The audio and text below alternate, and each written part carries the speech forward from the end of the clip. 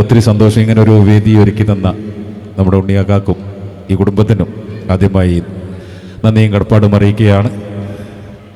ഏതൊരു പ്രോഗ്രാമിനും തുടക്കം എന്ന് പറയുന്നൊരു ഭക്തിഗാനമാണ്. ഭക്തിഗാനത്തിലോട്ട് കിടക്കുകയാണ്. മാസ് മ്യൂസിക് ബാൻഡ് അണിയിച്ചൊരുക്കുന്ന ഈ എളിയ കലാവിരുന്നേക്ക് നിങ്ങളുടെ എല്ലാവരുടെയും ശ്രദ്ധയെ നമ്മുടെ സ്റ്റേജിലേക്ക് ക്ഷണിക്കുകയാണ്. മാസ് മ്യൂസിക് ബാൻഡ് എളിയ കലാവിരുന്നിലേക്ക് എല്ലാവർക്കും ഹാർദവമായ സ്വാഗതം.